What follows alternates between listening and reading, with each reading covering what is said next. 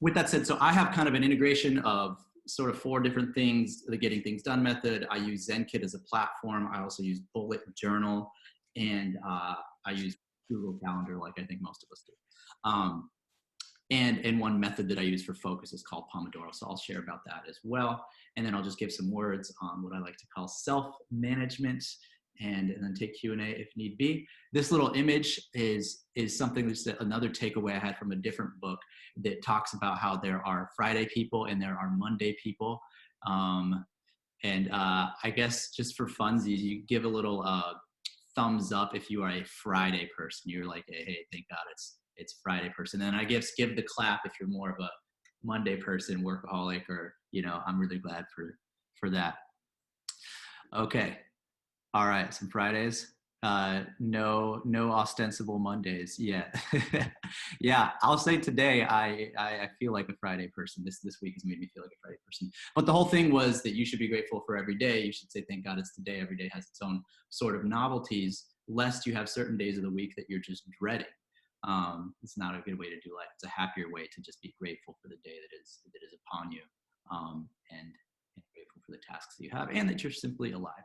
Okay, so key takeaways from reading this book. So this is the digest of, I'll say 2 things. One, I don't know if this ever goes on the YouTube. Sorry, David Allen, but I wouldn't necessarily recommend reading the whole book. I think you could get the majority of it in the first 70 pages. But I'm sure the author wouldn't be upset if, this whole presentation makes any buy one copies for the same difference.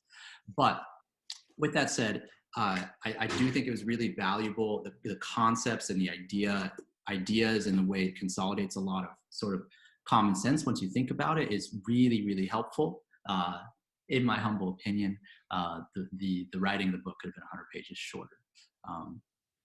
But there's not a book review. I'm just giving you some key takeaways. So here, 1 trusted location outside of your head. So he is really huge on this. This sort of philosophy has, I would say, actually really changed my life. It just that I used to sort of do stuff like this, that when you're having those days and so you're on some other task and you can't focus, or, you're staying up a little bit later because something's swirling in your head, I would write it in a note on my phone or jot it down. I still do stuff like that.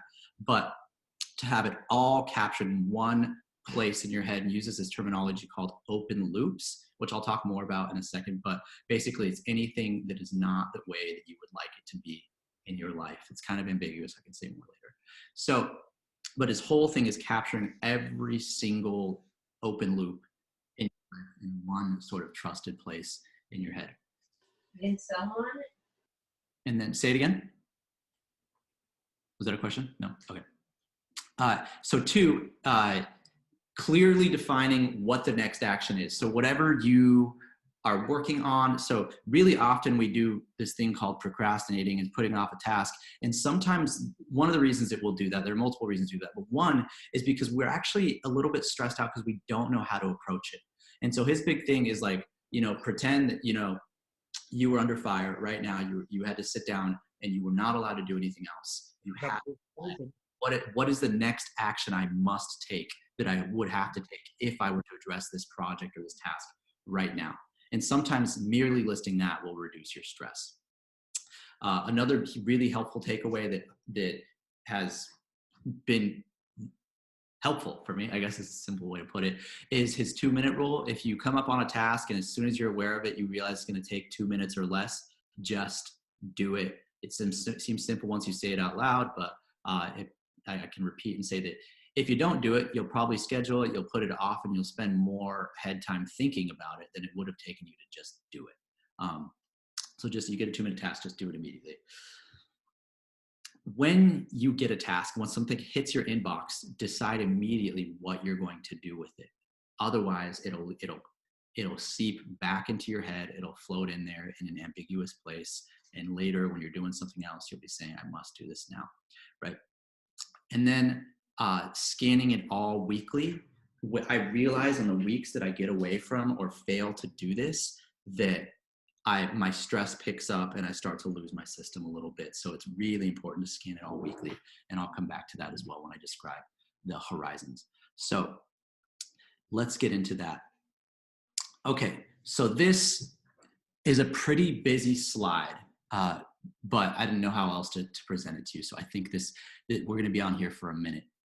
So when you first implement it, and in the next slide, we'll kind of talk about, okay, what do I do when I want to, if I'm sold and I want to try this method, but you're going to start out with all of your stuff. So stuff is just everything. And you can see that, I'm looking in the central image, upper left-hand corner, it says projects, communications, reports, writings, meetings, financials, etc.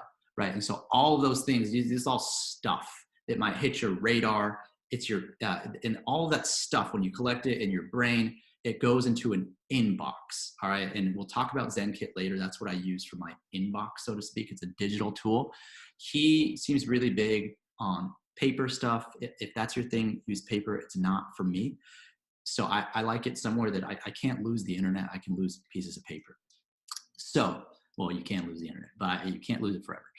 Anyway, with that said, once you collect all of it, it goes into your inbox. So you're capturing every single thing. And the idea is it has to be everything. If there's one thing, and this is really important, because if you have one thing in your head that's left to do that you haven't written down somewhere, our brains are actually really irrational. And they'll tell you constantly, you should be doing that. You should be doing that. And this is what I coined this word in grad school that I called the should cloud. A cloud that's just raining or shoulding all over you all the time, because you've constantly got these things that you need to be doing. So you couldn't go to an event and enjoy yourself because you're like, I should be writing, I should be working on this reading, I should be working on this project.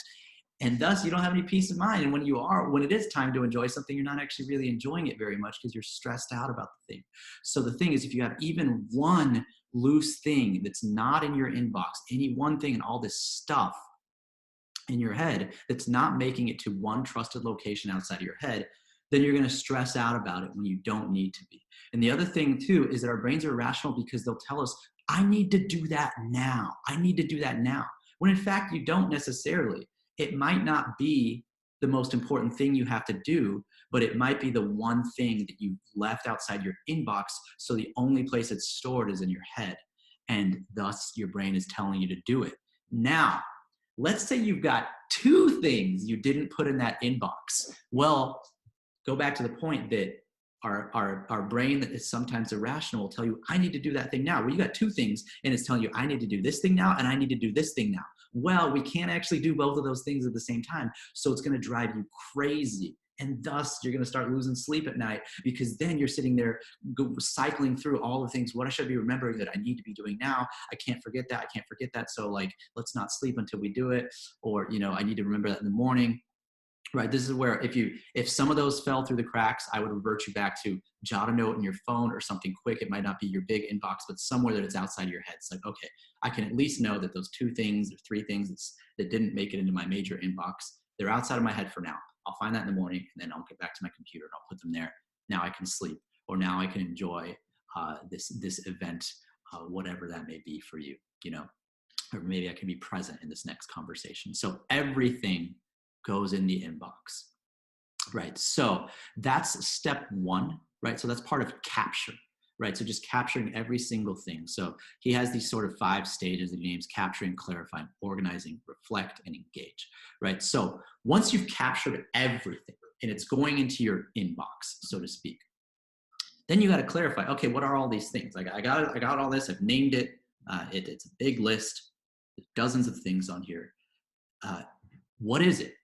Okay, so you have right here in the middle, you have stuff and it's going into your inbox. Now you got to decide what it is, because once you figure out what it is, you can decide, what do I need to do with it, right? And so this goes back to decide immediately. If you leave it undecided, then it's going to bother you again. It's going to stay in an ambiguous place because you haven't named the next action, right? So when you decide what it is, you decide, okay, is this something that requires action for me or not, right? And so let's say it's a no. Okay, so there's 3 things you're in right now. That think of your email inbox. It's probably the most obvious location for this.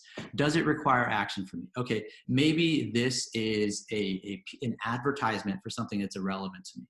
That's just trash. Or the quintessential trash item that probably fills our inbox and gives us more stress than we need to is like somebody RSVP'd yes to your Google Calendar invite. Cool. I don't need to know that. I'll see that when it's on my calendar and it's time, right? I'm just going to trash that. I don't even read those. I just trash that immediately, right? Is it something that is not relevant to right now? There's no way I'm going to get that to that this month, but I would like to keep that in the back of my head somewhere. Yes. Well, no, you don't actually want to keep that in the back of your head. You just don't want to forget it, right? So that goes in your someday maybe category. It might not get to that this month, maybe not even this year, but it's an idea I would like to hold on to. And so for us, maybe this is perhaps well, I shouldn't say this because I want this to happen sooner, but for us, maybe it's our building, the next building we're going to get into. There's a lot of amorphous things there that we would like to get to eventually, but it's not a today task. There are things that are more urgent. So I'm gonna go there. Or maybe for you, it's, I really want to go visit Rome, but that's not going to happen during a pandemic. So that's going to go in my someday maybe category. I really want to learn Russian, but this is not the year. So that's going to go in the someday maybe category, right? Or maybe it's a reference thing. And so here's the danger. I think it's really, really important that you can distinguish between something that needs to be referenced and something that is simply trash. And really often we avoid our inboxes. This is me talking, not David Allen. We avoid our inboxes because we think that something is going to be important or needs to be referred. So we leave it unread, right? And so, do whatever works for you. If you open the thing and then star it, or get the link and put it somewhere in an aggregated place where you have a file for it, okay, this is all my reference stuff. I have a file. David Allen's big on physical files. If that's your jam, do it. I'm big on Dropbox personally. So then figure out, okay, if it is a reference, then reference it somewhere. Don't leave that as an unread email. All right. And let me just say this, if you hear no other things today, well, this might not be the biggest thing, but hear me saying that your unread emails are not the right place to keep your reference file. All right. Because then you're just going to have constant stress. You're going to pile up. You're going to have thousands of unread emails, and it's really difficult to organize. And one day the search function in Gmail, as wonderful as it is not going to serve you, and you're not going to know where that thing is. All right. So take the few seconds, get into a rhythm where you put things and you file them away into Dropbox, into the Google Drive, or whatever is your system. Right.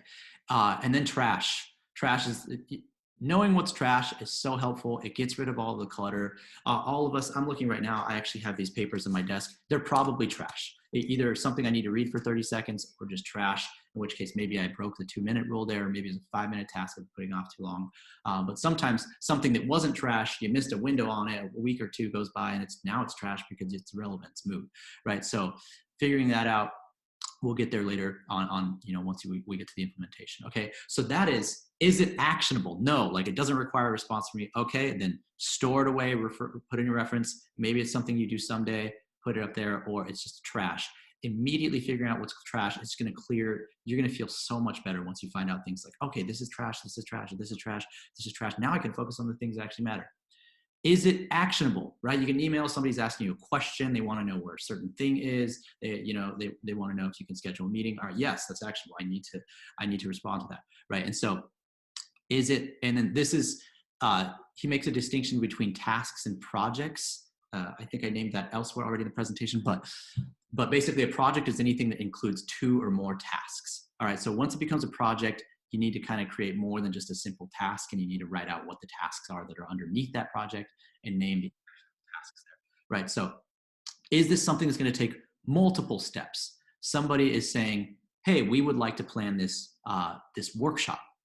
Okay, that's going to take multiple steps. That's not just, hey, plan the workshop. We're going to have to create an Eventbrite. We're going to have to create flyers. We're going to have to add the Zoom. We're going to get the guest list. We're going to have to figure out who our target market is, et cetera. Right, okay, that's a project. That's a project that has, 7 to a dozen tasks within it. All right, I'm going to name that as a project. I don't, and then in that project, if I have the time right now, then I'm going to lay out all of those tasks, right? And then I'm going to set that aside. I'm just going to stay in my sort of inbox as a thing, right? So this is, we're clarifying our inbox right now, right? So we're on number 2, clarifying the inbox. This is a project, and now it's going into my little planning thing. It has its own little folder or space where you can understand what the next actions are, the parts of the project, and it's going back into that inbox, okay? And then when you have time later to review, you can figure out, all right, which one of those next actions do I want to figure out? Okay, or is it just a simple task? Okay, it's not a project. It's not going to take multiple steps for me to make it. It's just a task. I can get this done in X amount of time. Okay, well, then figuring it out, now that we're ready to do tasks. So after you figure out what's tasks, what are projects with multiple tasks, your inbox has been clarified a little bit. What are these things? What do I have to do with them?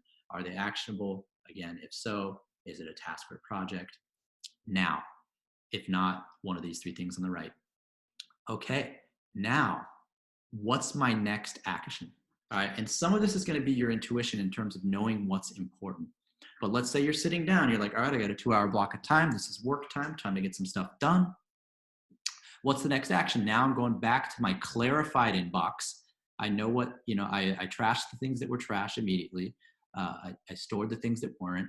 And now, I've delegated the tasks and the projects. Now there's a nice little list, a project list and a task list, right?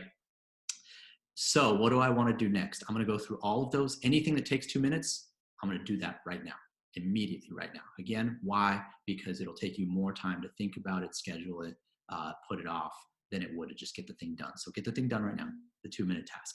Now, everything else, what do I need to prioritize? Now we're in organize right now, right? So organize the results, right? And so that is right here. So the things on the right and the things on the bottom, what am I trying to do next? Well, this is largely going to depend on a few things. Where you are in the day, how much time you have, what's most urgent, what's due next, etc. You know your own flow, you know your own priorities. So that's going to be largely for you to decide. Now, there's a few things that you're going to do, right? So let's say I have a flyer that needs to be due to Jose and Michael by Tuesday. Today I had time to do it, but let's say, in this case that I didn't, and it was due Monday or Tuesday, and I knew I had 4 meetings today. I wasn't gonna be able to get that done. So I'm gonna delegate that. I'm gonna ping Josh or Sean and say, hey, we need this flyer by Tuesday. I don't have time. Can you get to it, please?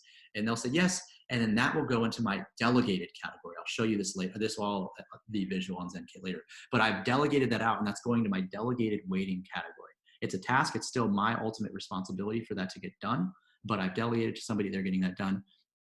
Or this is something for me. Okay, is it something that needs to get done now? No. Yes or no? If so, then do it now. If not, then schedule it.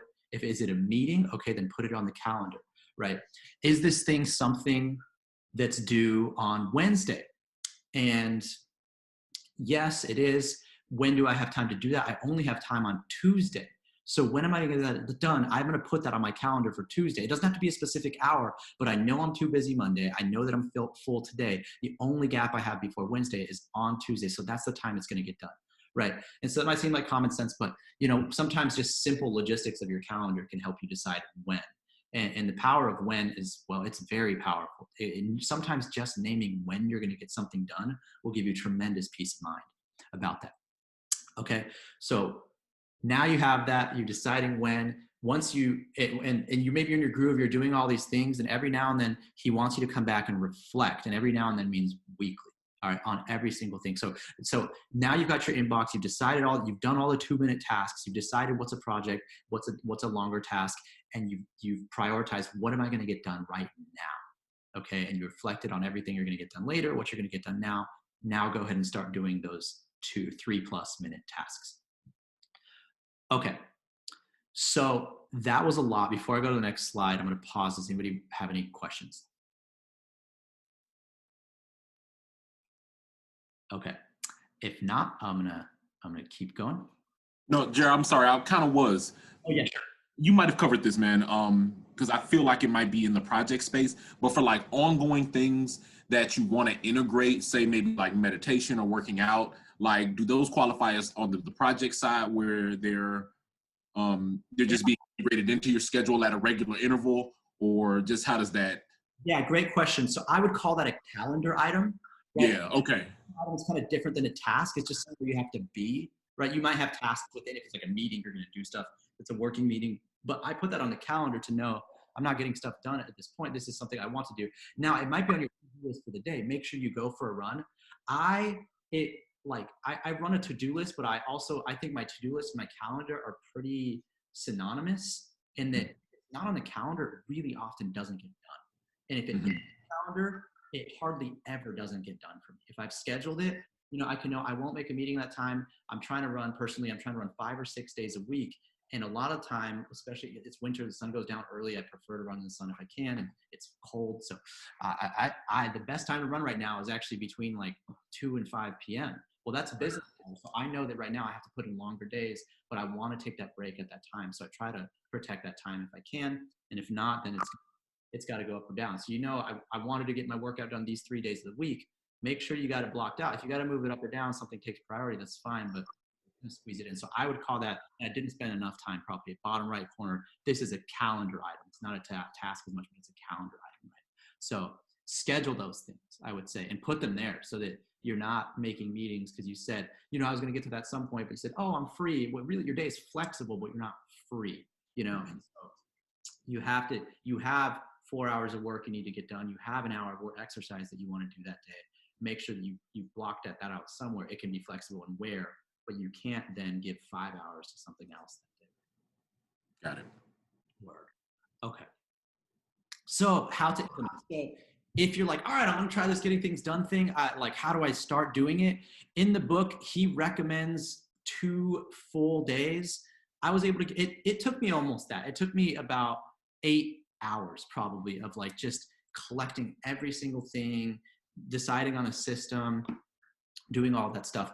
And so with that said, it just was helpful to get it all out. And as much as it felt like, oh my gosh, that's impossible, I just canceled all the meetings. I put all the stuff up and knocked it out and went a little bit into the evening. But then my life was different. And so I captured literally everything that I can think of. He has this triggers list. I will not share it live because it'll stress you out right now. But once I knew I was going to do that, and I was just going to capture every single thing that I had to do, and I had some hours to set out, I literally wrote everything I could possibly think of in my work life and professional life. He's really big on integration. I do have a little bit of compartmentalization personally, but I do think the more you can integrate, the better in terms of just capturing everything so you don't miss anything. And so I won't go to the list, but I'm happy to share that with you later. And so when you're doing this, it's just like a few dozen categories of things from your personal, professional, ministry, other life, etc. That could be anything that you could ever possibly become a to-do for you.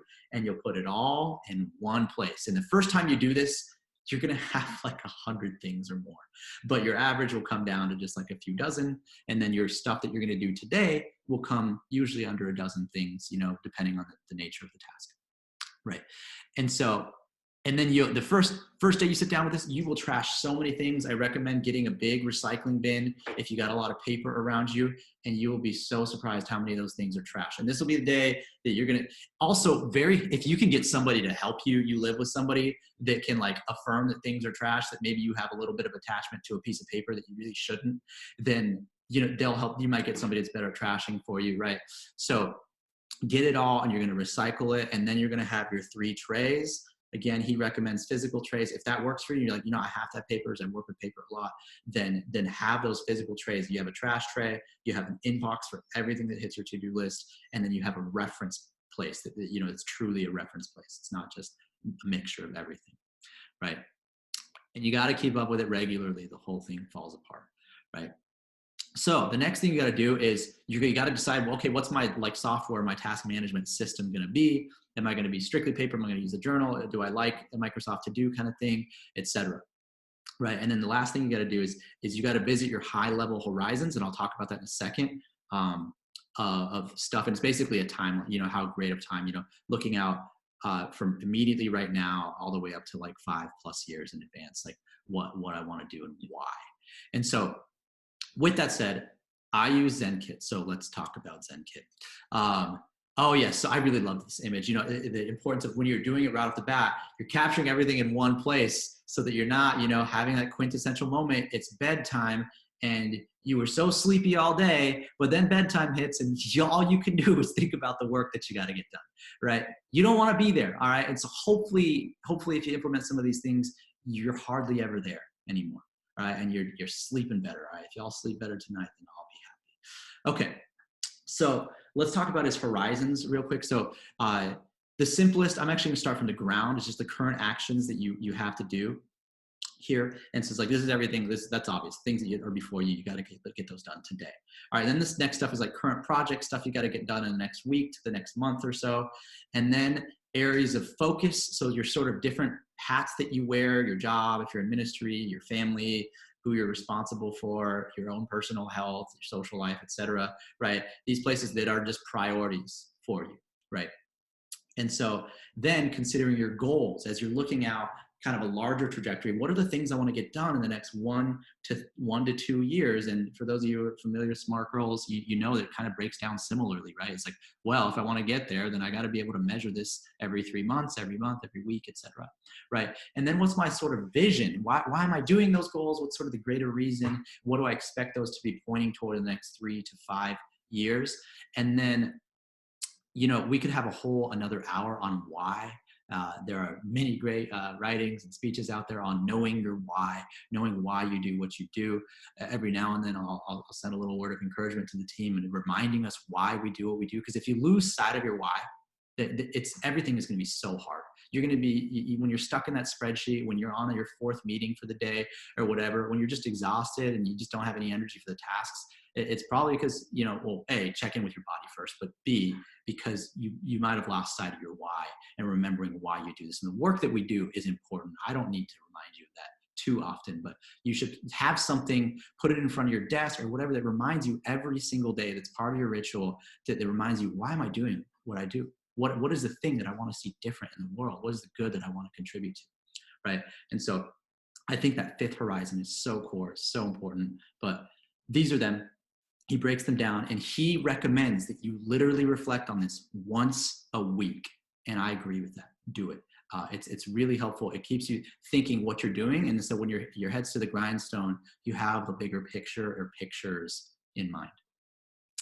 All right, so what is ZenKit? It's a software platform to get all of your projects and lists done. And so what I love about this is there's like multiple ways you can do it. I prefer the Kanban, but what's neat is that you can, and if you're digging this, I'm gonna give a really quick gloss, but I'm happy to like sit down for another session for anybody who's interested, particularly in ZenKit. If you just like the list, then you can do the list and you can have different things. I really love the Kanban because it really gives way to the getting things done method. And so what I have here is SE tasks. I have a whole another list for just our communications team projects. I have a thing for Sean and Josh, right? And so to do is my inbox. Everything that hits my to do, it's going right there. These are all of the sort of SE related tasks that I have here. And so what I do on Monday mornings and really most mornings before I check my email, and let other people's priorities dictate what I'm going to do with my day, I look at what I already know that I have to do, right? And so I look at these 2 boxes pretty much every day, to do, and then I drag over what I need to do today. Robert actually, and so what's really nice about this, what I love is I emailed Robert instead, so that'll suffice for the call. So then I click, that's done. And isn't that neat? It moved right over there to the done category. Now I have stuff that's like delegated and waiting, right? And so I've got Sean on, you know, proofreading the press release, right? We still need to give that another go, but it was, you know, in his court. So that I'm waiting for him to get back to me on that, right? And so NBA's fight COVID, we probably aren't going to revisit that, but, you know, I was waiting for Trent to get his word on that or look into it, and then we were going to come back to it. So it needs to get done, but there's nothing I can do on it right now. I'm kind of waiting before I can make any further progress on it or contribute to the progress on that. Projects are things, as you remember, that take multiple tasks, right? So you can see a lot of these, this is an old one, this is actually done, but take multiple tasks to the final proof. I had to do all the, you know, the multiple little tasks within them. So what's nice about ZenKit is you can create a little checklist, right? And then you can add items to it, right? Send to partners or something like that, right? And then you can tick these off as you go, and you can see that little progress sort of increasing, right? And then once you've done all these things, you're like, cool, that one's done. Boom, that's going to go to the done category. I love the platform because you get a nice little ding. It feels good to check something off, right? And so the other thing I have, let's come over to right here. So here's my personal one, right? And so this has the inbox, again, of like capturing everything. I right now am recognizing that one of the flaws in my own little system is I check my work one daily and I don't check this one daily, and you should be checking both daily. And I realized that it wasn't good because I was putting work over self really often.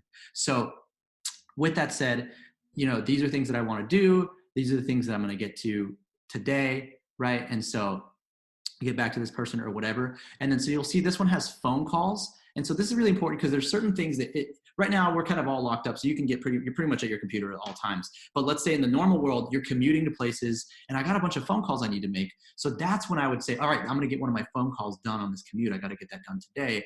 Might as well do it while it's the only thing I can get done because I'm in the car, right? Or maybe you're at the airport and all you've really got is your phone. So you could potentially get through some emails, or you could read something that you've been putting off for a while, but you're not at your keyboard. You're not going to be as quick as you would with something else, right? And so there's that. And then there's stuff that's calendar item. And so the other thing that I really love, and I don't know if I got an example this week, but really often you'll have this thing. Yeah, so right here, this is integrated from ZenKit because I put a due date on a particular thing, right? So if I say, when I go to proofread three client stories, I want to say, I really got to get that done by which day? I got to get that done by Tuesday. Okay. So I'm going to save that, and then it should, sometimes it takes a second, but if I go to next Tuesday, boom, there it is. This is the day I got to get that done. It's due today. And so I love that it integrates with my Google Calendar, because if it's not on the calendar for me, it's just typically not getting done. All right, so that's ZenKit. It has changed my life. It's been super helpful. We're coming up close to the end of our time, so I'm gonna zip us through here. Okay, so the next thing I use is called Bullet Journal. And again, I'm gonna kind of breeze through this, but this is really helpful for more of my personal life. I keep this, I don't know if you got me on your thumbnail, I keep a journal, and I interact with this thing pretty much every day. And if I don't, then I make retroactive entries. And I know when I have, the more retroactive entries I have, the more I'm getting away from my system, or I'm losing track of self. And it's just a reminder that I need to get back in touch. So what is it? It's kind of a mixture between a calendar, a to-do list, and a journal, right? And so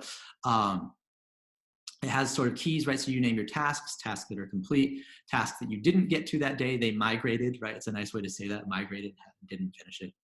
And then if you scheduled it, you can write a thing for that. If it's become a moot or irrelevant thing, you write that. And if there's a note, that's a proper journal entry. And if it's an event, then it's an event, right? And so they've got some jargon. It's like future log, which is just your year calendar, monthly log, which is your calendar for your month, and then your to-do list, right? And then your daily spread, which I'll show you on the next thing. And so what I really love about this is the monthly log causes me to check in regularly with my longer term goals, right? So I'm trying to buy a property this year. One of the next things I need to do is get approved for HRA. Or not HRA, sorry, for like a loan pre-approval. I haven't done that yet. So every month I'm like reminding myself every few weeks, hey, you said you were going to do that. Go ahead and knuckle down, do that, right? And these are the books that I wanted to read. So you can tell which ones I finished and which ones I need to go to next, etc.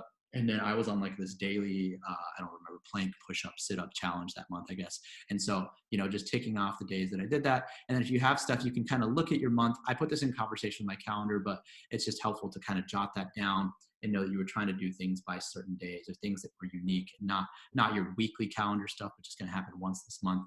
And then my own little add to it is I also keep track of money spent that's not like just bills. And it's not just to have like a super robust, exhaustive system. I just find the process of writing things down when I spend it causes me to spend less. That's just an aside. So I also add to it my daily decree. This is something I read to myself daily. My prayer list, books that I want to read that year. I also have a Goodreads account that I use, but that's different. And then a morning and an evening ritual.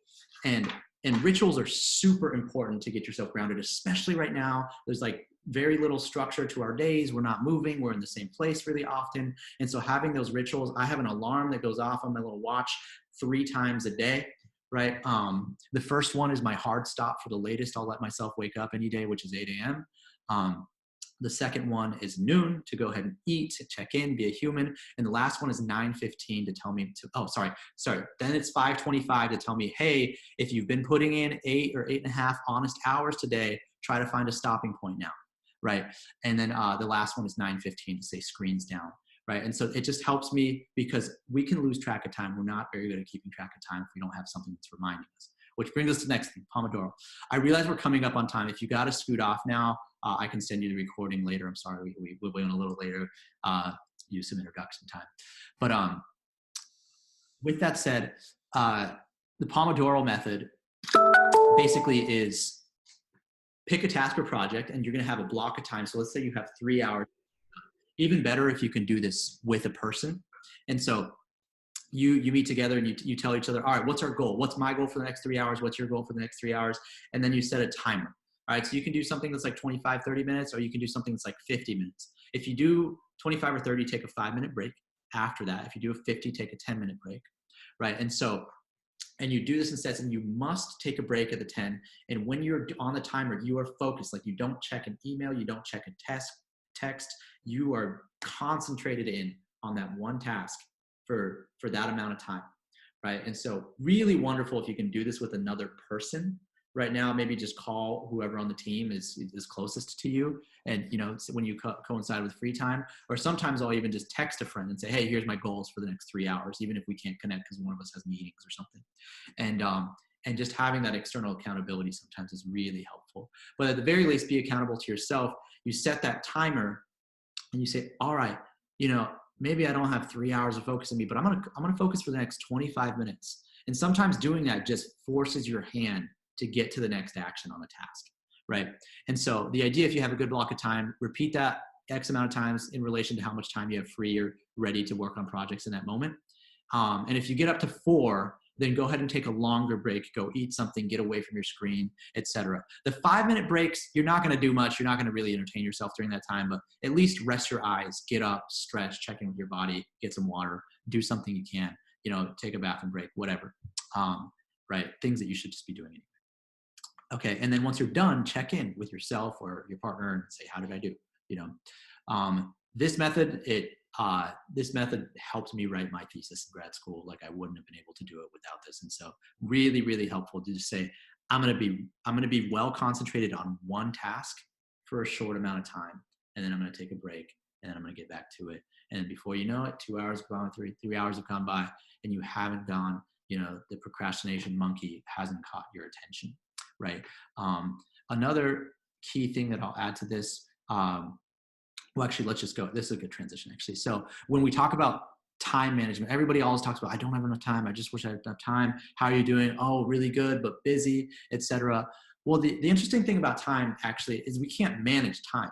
Time is static. Time, it moves forward at a neutral pace all the time.